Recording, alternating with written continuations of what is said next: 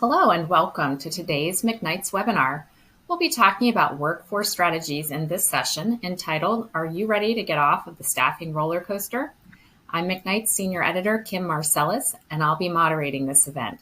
I'll introduce our expert speakers in just a moment, but first we have some housekeeping to take care of. If you have any audio problems during today's presentation, please first check the volume control on your device. This is the most common cause of related problems. You can also use the help button if your own troubleshooting efforts don't work. Also, we'll have time for a Q&A session near the end of today's presentation. If you have any questions, please feel free to submit them starting now in the box on the left side of your screen. Today's slides are available to download and print. You'll also find those on the left side of your screen under the Handouts tab. Finally, this session will be archived and available on demand shortly after this live broadcast. You can access it again or share it with others. The URL is www.mcknights.com/052522 webinar. And we'd also like to note that this program is made possible by support from IntelyCare. To learn more, please visit www.intelycare.com. So let's meet our presenters. David Copins is co-founder and CEO of IntelyCare. Under David's leadership, IntelyCare has grown to work with more than 30,000 nursing professionals and 1,600 healthcare facilities, including many skilled nursing operators. He came to staffing after holding leadership positions at other large organizations, including Virgin Pulse and UPromise. Matt McGinty is Chief Revenue Officer at IntelyCare. Matt is scaling IntelyCare's growth through the success of its nursing professionals and the healthcare facilities that depend upon them. He has worked in a variety of positions for companies designing enterprise software, SaaS, AdTech, and other technologies. Prior to joining IntelyCare, he was the Senior Vice President of Global Sales and Account Management at life sciences-oriented Shift Analytics. We're glad to have them both join us today. And with that, I'll turn the microphone over to David to get us started. Thanks, Kim. Much appreciated. So everyone, thank you for joining us today. We're going to keep the energy up here a little bit. I think that our message today is primarily how do we reduce and how can we help you reduce the use of agency and in fact, in some cases, able to eliminate it entirely. And so I think we've got some pretty good ideas on how to get about to that and get through that.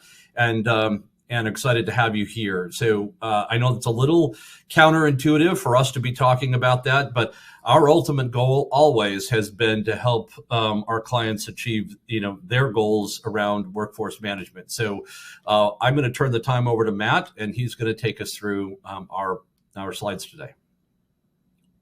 Yeah, thanks, David. So we're going to jump in right away. We're going to first talk a little bit about the state of staffing. We'll jump in and talk a little bit more about a few other things and some strategies for you to really think about, and hopefully get some great questions for us at the end. So just moving over to the state of staffing. As a quick setup for this, we did a study with Mercer Consulting and Oliver Wyman to really try to help understand the state of nursing and the state of staffing from a very high level for the entire market, but then specifically down to long-term care. So in some cases, you'll see me call out things that are specific to long-term care. And in other places, you'll see me call out things that are about the state of nursing. If there's questions about that, please throw them out there. But really, jumping in, this is what everybody's thinking in particular in long-term care. It's pervasive throughout healthcare, but in long-term care for a number of reasons, we know the industry is really hurting and the hardest hit by the hangover from COVID, which we're still not out of the woods yet. I just spent the entire week down here at LTC 100 talking to facility owners and healthcare systems and providers. And these are the three things that we kept hearing about all week long. And we've been hearing about really dating back to the pandemic, which is, nursing pay rates must come down. And it's an obvious thing, right? If the reimbursement's not there yet, the rates have to somehow come down because the reimbursements aren't growing with the rates. And that's a natural thing for people to think. The next thing is we need more full-time staff. This one's obvious. There was a staffing crisis before COVID, and COVID really exacerbated that crisis, right? So there's a statistic I've recently read that we could lose as much as 500,000 nurses by the middle of 2023. So let that settle in for a second. There is definitely a need for full-time nurses, but there's also a crisis, and I'm going to talk about that on the next slide. And then, of course, everybody wants to eliminate agency. And to David's point, you may be looking at this webinar and thinking, why is IntelyCare bringing this up? There must be some trick. There really isn't a trick at all. We've been focused from day one around long-term care. How do we help long-term care? How do we help long-term care clients? So we know this is a concern that long-term care has, and we want to help long-term care in particular address those challenges. But there's a reality, right? There's a reality we have to consider. And that is wage rates aren't going back to pre-COVID norms. So I mentioned that we'd show some statistics that are specific to long-term care, some that are specific to healthcare at large. This is really specific to long-term care, and this was done by Oliver Wyman, which is a part of Mercer Consulting. For those of you not familiar, Mercer Consulting does a big study every year about healthcare at large, and we asked them to really kind of take a much deeper look at long-term care. So if you look at the areas where we historically focus as IntelyCare and long-term care facilities, which is RNs, LPNs, and CNAs, you notice that the rates aren't going down. Now, there's going to be an adjustment. We're seeing some of that adjustment happen as you see hazard pay leave and some of the COVID funding leave.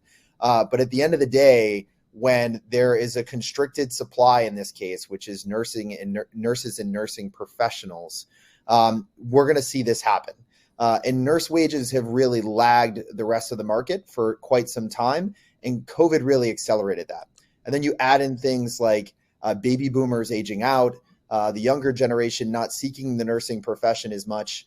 And then generally you look at, again, 500,000 may exit by 2023. That's going to continue to put pressure on the pay rates of our nurses. And then there's this, right, which is people think that nurses come to either agencies. We don't consider ourselves an agency, but we are a tech-enabled platform for workforce management that certainly provides staffing. People always think that pay is the reason they go to an agency or go to a tech-enabled platform like our own or others. And we survey our nurses monthly, daily, weekly, and quarterly. We do a large study every quarter. We do a massive annual study. And this math that you see on the left has been consistent, which is pay is not number one. You notice it's number 3 on the list. It's really about flexibility. And it's about the flexibility of their schedule and their obligations. So popping over to the right, 45% of long-term care nurses are looking to permanently move into a flexible role. So you notice that's kind of conflicting with the goals that we mentioned in the very first slide. Everybody wants full-time nurses. Everybody wants them in-house. But we see the workforce more and more requiring flexibility. And COVID has taught us all that. And it's a reality we're just going to have to embrace.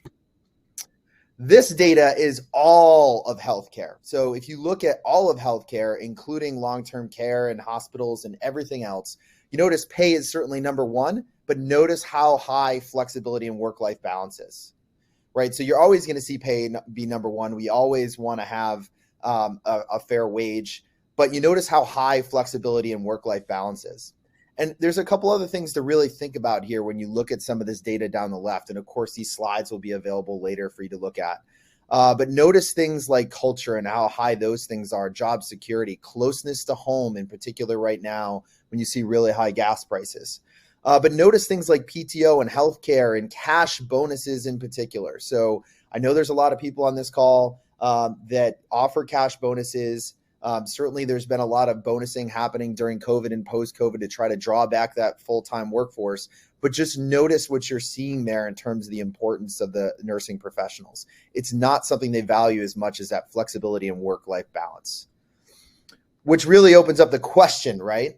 How do you achieve your goals when you know reimbursement isn't going higher? You want more full-time staff, but you know they want that flexibility. And that's really why they seek out people like IntelyCare or their local agency or other platforms that are out there. And you really have to think about how to make those two things come together. And that's what we're doing a lot of thinking about, which is how to really help you using all this data we have from Mercer Consulting and Oliver Wyman and our own experience with, over 300,000 nurses that are in our pool, close to 500,000 that have interacted with us. And when we survey them and keep hearing about flexibility, how do we help you bring these two things together? And that's what we're really thinking about.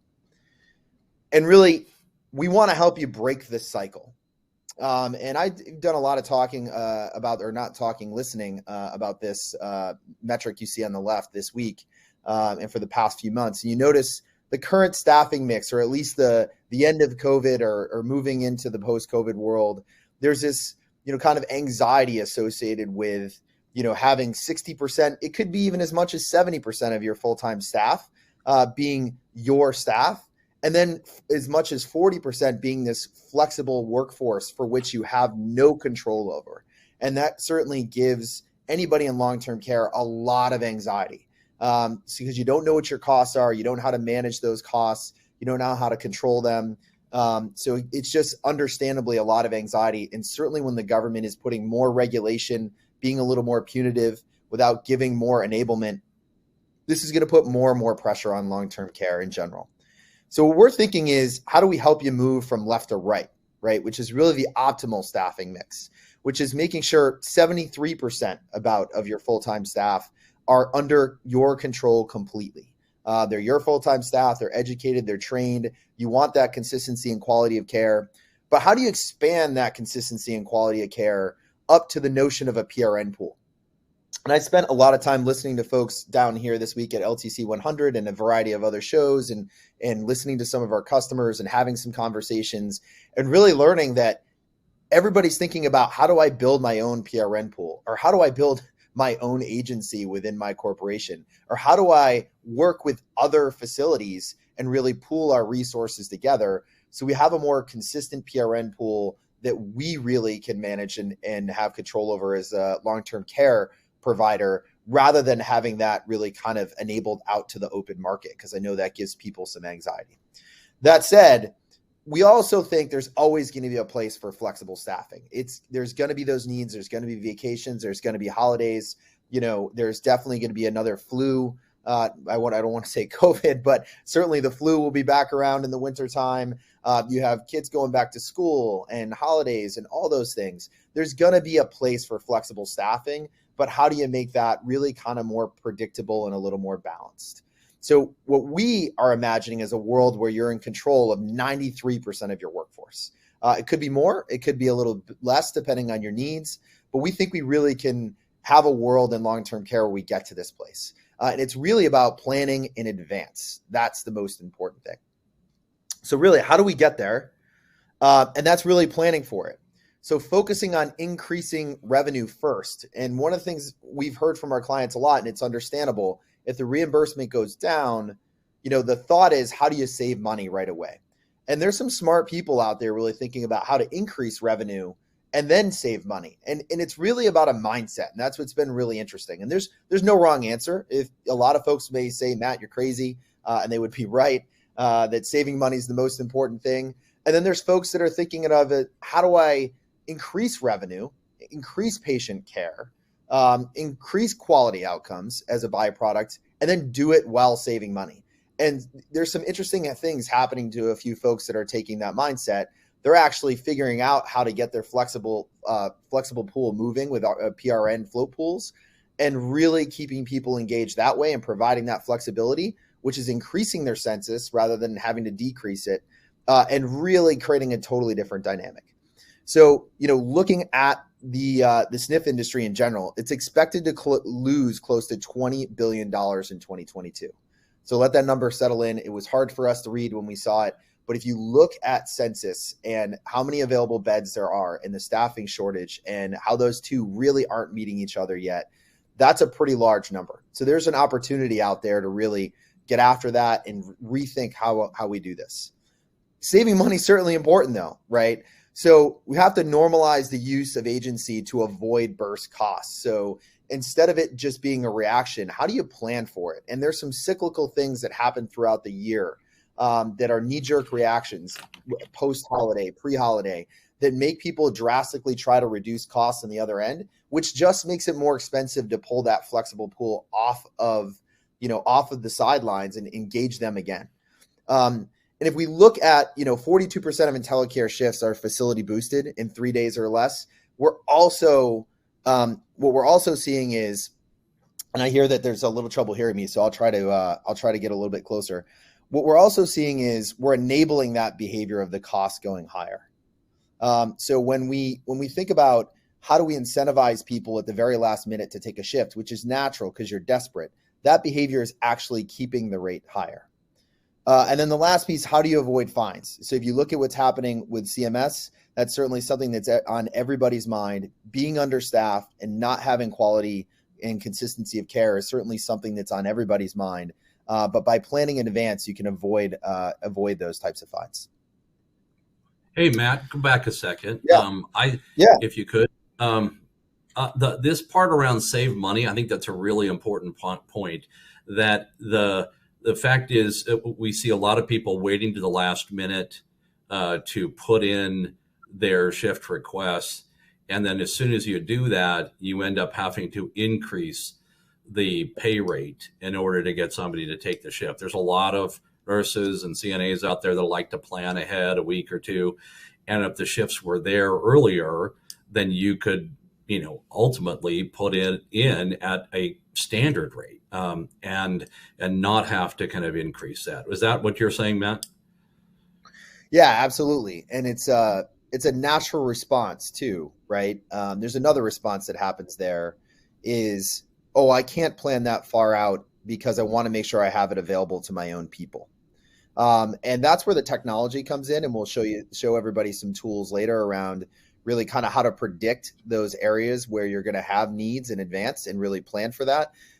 Because otherwise, we're not crazy. And I know David agrees with me, that if you're running a long-term care facility and you have a nurse that'll take a shift over an agency staff, you're going to give that to your internal nurse.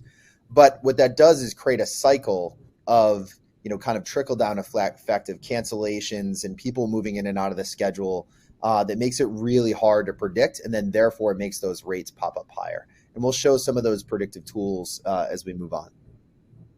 Anything else to add there, David? Nope. Thank you. Cool. So let's take a look at the fully loaded cost of staff and staffing. And, I'm going to ask David to go over this in a little bit more detail, but if there's one key takeaway that you look at with this slide, and this is Oliver Wyman data, so I want to be very careful. This is not IntelyCare's data. This is not anything that we had any influence over. Oliver Wyman and Mercer Consulting looked at long-term care, talked to thousands of facilities, and talked to nurses and really tried to understand the fully loaded costs of healthcare. And there's some hard costs that are to the left of that blue line, and then there's some soft costs to the right of it. And really, if there's a takeaway that you have here, it's yes, there's this understanding that agency or flexible staffing is expensive. But when you dig into it, there's another way to look at the problem. And I don't know, David, if you want to take it away here and add a little bit more to that, that would be super helpful. Yeah. So oftentimes it's easy to say things like, well, I pay my CNA $17 an hour. But what Mercer found was, and this was, again, not just a handful of people that they surveyed, but they have a database of actual data from hundreds of different facilities. I believe it's even 1,000 facilities where they have the full workforce and cost data of those facilities. And they're seeing, with overtime, with special bonuses, I keep hearing things like, well, gosh, if it's a really hard shift to fill, I need to kind of hand out a gift card or something. The average cost is actually over $19. So this doesn't include those gift card bonuses, but this just says, if they're paying overtime, this is where they're at. Well, and they also have a cost of health benefits. Now, this is, again, the average cost of all SNFs across the country. There's some modest retirement benefits. There's paid time off, in a company, like in a tech company, if somebody takes a week off, they don't need to backfill them. But of course, in a skilled nursing facility, you have to backfill them. So of course, there's a real cost to somebody taking paid time off. And then there's just the payroll taxes of, FICA and whatnot. So these are the hard costs, and you can't argue with these. This is the actual data of what it costs you to have an employee in your facility, a CNA in your facility. Now, then there's some additional costs here that they also found through that same data. And what they said was, look, maybe there's, if we've got a turnover rate, I am spending money on trying to recruit. Sometimes I'm even paying an agency fee to place a full-time person. I'm, maybe giving a sign-on bonus or something of that nature. But there are definitely, costs associated with recruitment. This retention bonus is less about the actual retention, and this is more about the concept that we just talked about with gift cards and whatnot. And then, there is ongoing, learning and development and training. I remember talking to guys from Consulate or whatever, but they keep talking about all the training that they have to do every time they bring somebody on. It's a high cost of training. So even if you discount all of this, you look at the hard costs, you're about $28 an hour for a CNA. That's nationwide. And then if you add in some of these costs, you could be as high as 37.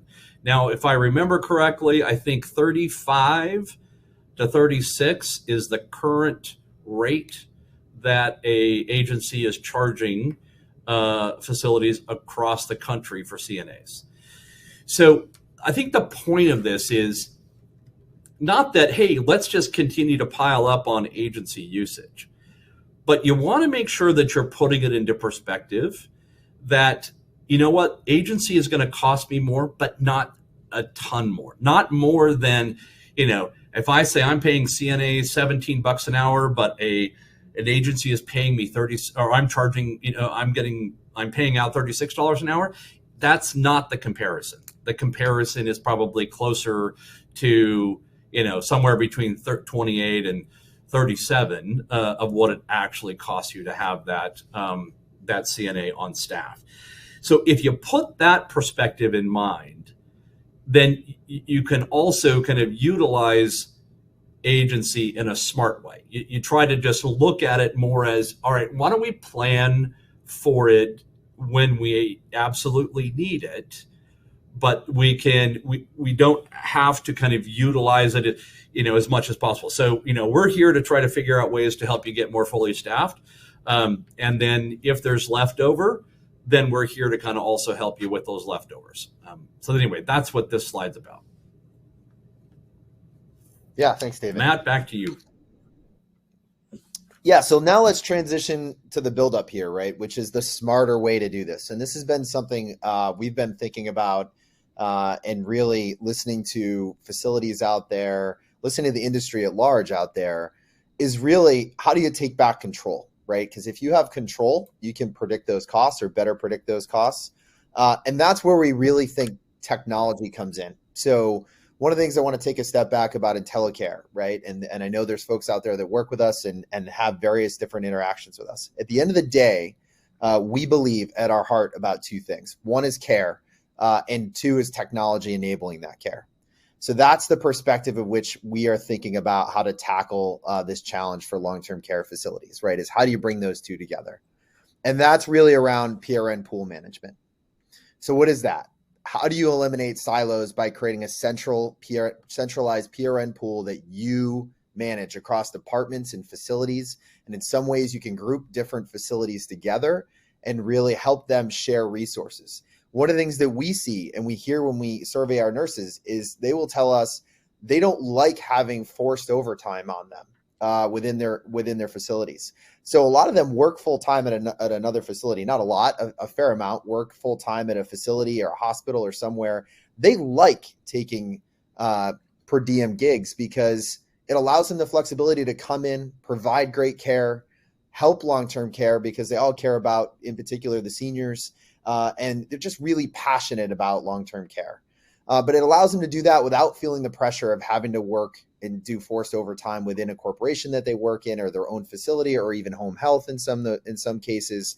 So this concept is, how do we take what we've been doing at IntelyCare for a long time and put this in your hands as technology that you can use to manage your own PRN pool, that's really focused first and foremost on eliminating the silos so you can create your own pool. But then how do we take some of the awesome technology we built using data science and predictive analytics around figuring out how to help you better manage that pool in advance, right? So that's the trick. Going back, like, there's these ebbs and flows you go throughout the year that create this volatile cost and volatile planning scenario that just turns things into a tailspin sometimes, puts a lot of pressure on the facility, the admin, the director of nursing, the scheduler. But we can use algorithms to say, hey, this is coming up. Should you think about this? This is what we're going to see happening, and allow you to go out and flex out to your PRN pool. And then if your PRN pool can't pick it up, flex out to somebody like us. And those are those call outs that you see on the screen that are in those pink exclamation points. And then really you look at the right and you see a staff bar on the right where there's a probability that that staff member will pick up that shift you see on the left when you select it. And what's really important about that is, using all our data science and predictive algorithms, that's how we've built that success. We're putting this in your hands, right? And take it to the next level. Those incentives that we talked about that certainly give long-term care facilities a lot of heartache. At the end of the day, we still hear from long-term care facilities that don't use agency at all, that they still have a pile of gift cards in the corner of their office that they hand out to incentivize somebody to say, hey, will you stay late for this shift, or you take it this weekend, or hey, it's a long weekend, this is to thank you for it. This gives you the tool to also build this into the platform so that you can use those really intelligent incentives at the right place at the right time that you're under control of, and you're not beholden to the larger market to do that. So I just want to pause there. David, anything to add on this? A really important point that we make sure everybody's clear on this one. No, Matt, I think you kind of said it correctly, or said it well. I think our hope is that we now can open up this software, this platform that we've been developing for several years now. It's been road tested with 15 million hours of staffing kind of completed. And what we're now saying is, we understand the position our clients are in now. We think this is the best way for them to get more fully staffed or completely staffed. Because if you look back to what Matt was just talking about, some 45% say, I want to work in a flexible environment. I must work in a flexible environment.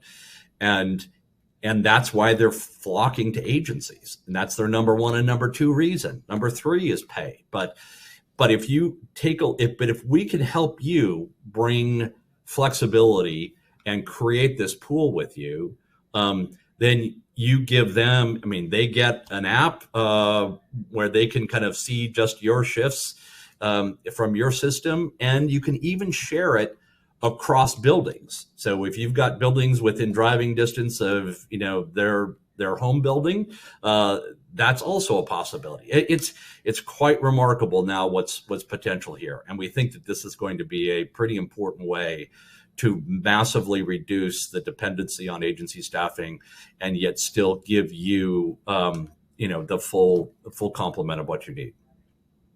Yeah, David, that's a great point. And if you're a scheduler, an admin, a director of nursing that's on this call, and you have to remember, this flexible staff member you have now likes to work at this time, or they don't like to work at this time. And that's the hassle of pulling a bunch of cards off of a board or a spreadsheet. What you see on the right there is that probability that person is going to work that shift based on the behavior that they've done for you in the past. We take a lot of that guesswork out of it for you if you're in the trenches every day within the facility trying to figure out how to manage that pool. So then there's the flip side of that, right? Which is, how do you streamline communication with the staff? How do you make it easy for that staff member to pick up the shift, communicate what's happening, and really keep all this organized? So the first piece is streamlining communication so that it goes straight to their device. It goes straight to their connected products. They understand that they have a shift.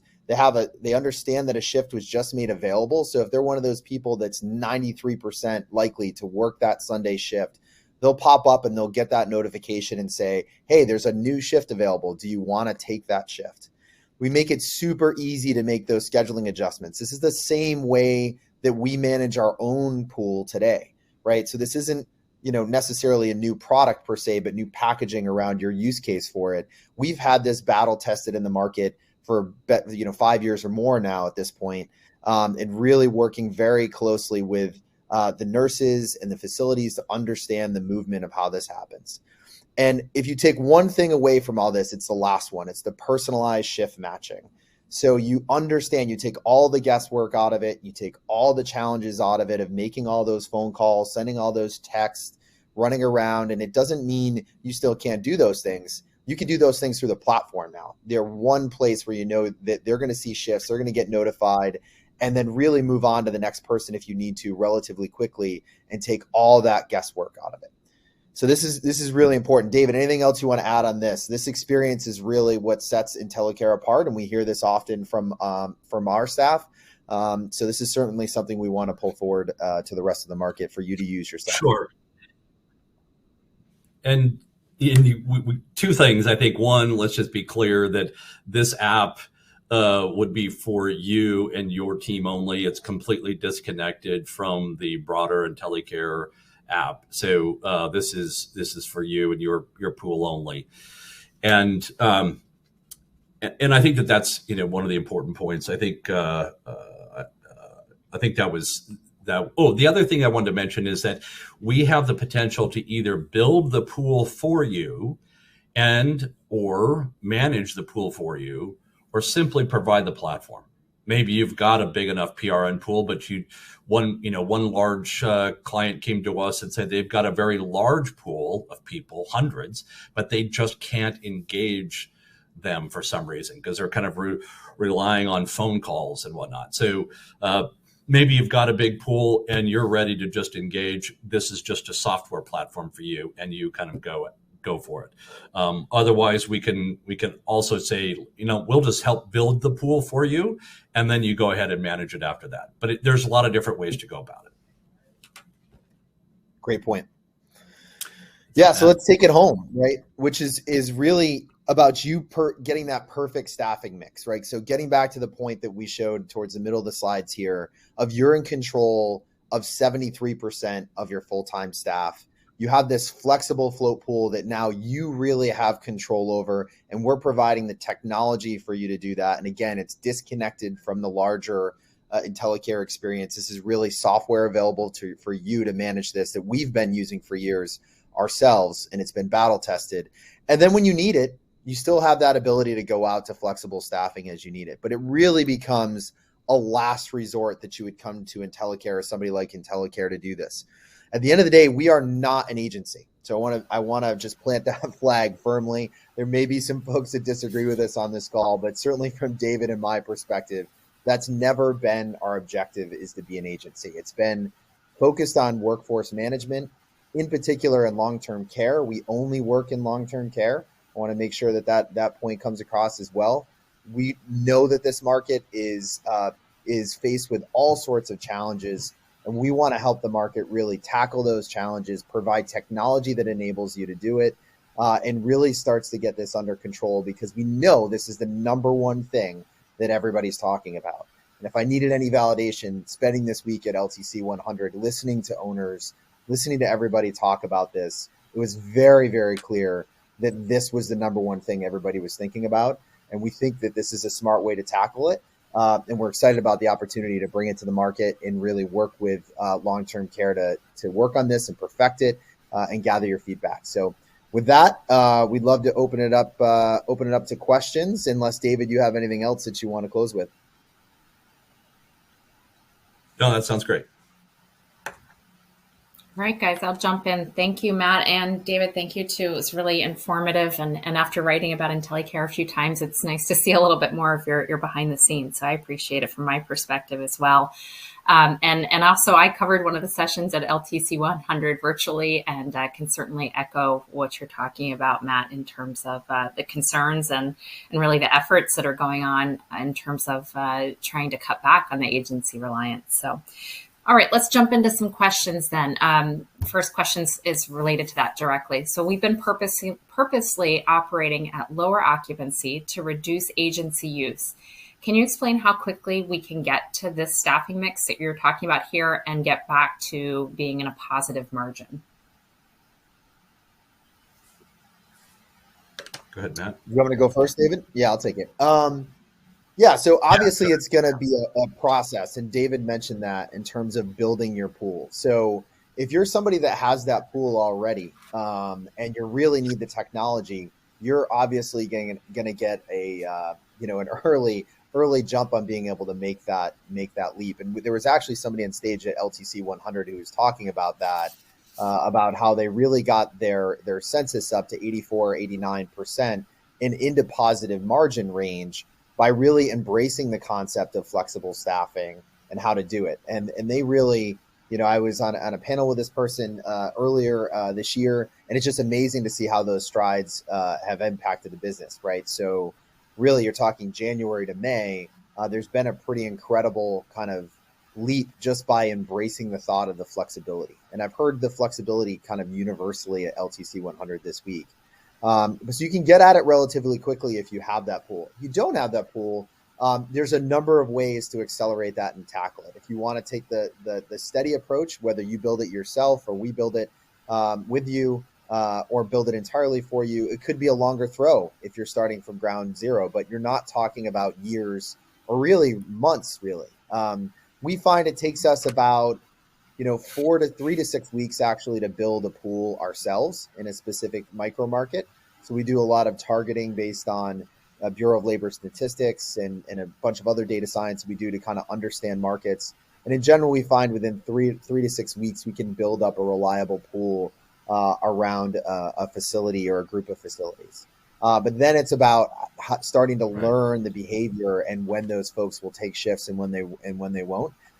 So it really kind of depends on what your geography is. Obviously, if you're more rural, that's a little bit more challenging. You may have to use things like contract to help enable that. If you're more suburban or urban, that could be a little bit faster. But being suburban and urban comes with different challenges, right? There's a lot, people want even more flexibility in those environments because of drives and things like that, where people can tend to be a little bit more predictable in a rural environment. So I'm not trying to be evasive on the answer. That the answer is really, it depends on those kind of inputs.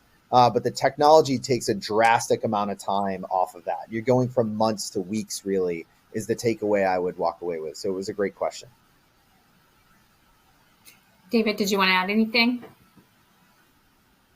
No, go ahead. Okay. All right, I'm going to jump to scheduling software.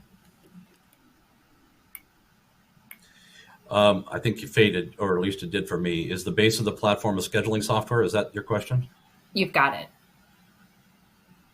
Yeah. Okay, great. So the answer is kind of yes and no, in the sense that if you're not using a scheduling software today, like if you're using Excel or you're using paper and pen, then you can use this scheduling. There is a scheduling software that is the base of the platform. But is it required, to use the scheduling software? No. If you're on OnShift or SmartLinks or Kronos or something, you would continue to use that, but this plays on top of that. So it's not integrated in those, but it's not required to use our scheduling software in order to kind of use the pool management features that we're offering here. So if you Matt, already is have there anything to add to that? Sorry, no, that's right. Go ahead, Kim. I was just going to say that basically, if you already have software for the scheduling, there's still something to be gained here. Yes. Yeah, we're not. Yeah, definitely. Yeah. Yeah, the Smart Links and OnShift are great scheduling software, but they have nothing to do with pool management, not in the way that we're describing, not in the way that's going to be as effective as actually becoming 20% of your workforce, which is really the most extraordinary part and what you really want to try to accomplish. So kind of the other side of that, here's a question about someone who has experience with PRN pools and has found that difficult, the process or managing the process, wondering, is it possible to test your software? Yes, absolutely. Yeah. So go ahead, Matt. No, go ahead. You got it. Go for it, Matt. Oh, sorry. Yeah, no, absolutely. We are absolutely happy to do that.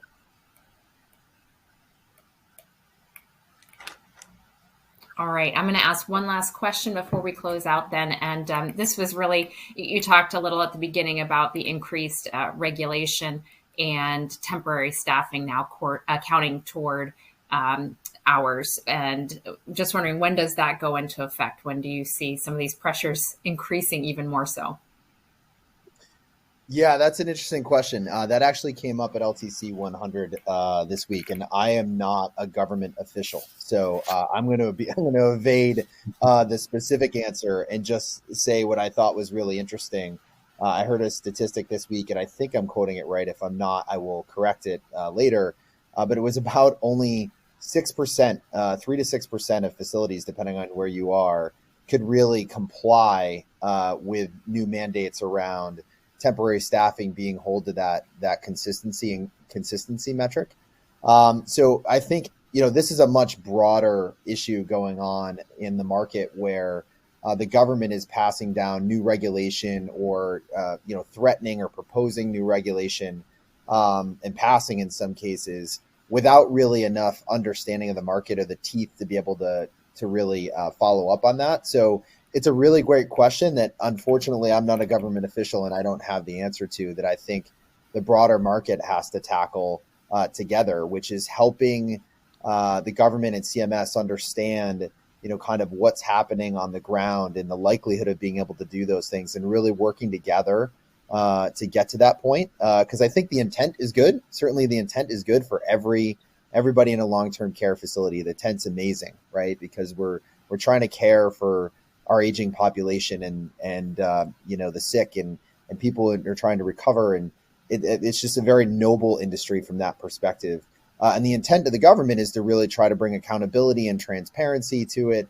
But sometimes those things don't always meet in the middle. So it's not the exact answer people may be looking for. But I think at this point we have to be focused on how do we better staff, right? Because this all comes down to staffing, and then help the government work with those folks to understand how do we get to that point. And it's not just going to be a light switch that we turn on and can comply with that, with those types of mandates, but it's going to be a journey for us to get there. And tools like this really help people manage that and get to that point where they can give those types of metrics and give that kind of understanding of how we get to that point. And that's really what we're trying to do here as a software company.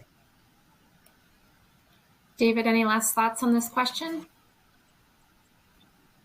No, I think that's right. I think that overall, I just wanted to make one last comment, which was, earlier on we showed a slide that kind of identified the true cost of labor on an hourly basis, or true cost of a CNA as an employee. That came from a sizable study that we had Mercer and Oliver Wyman do. And you got some sneak preview on that data. It's actually coming out in next Wednesday. So look for that study that will be published next Wednesday. And there's a ton of really exciting information in there, way beyond simply that information we were just describing. Terrific. I'll stay tuned for that myself.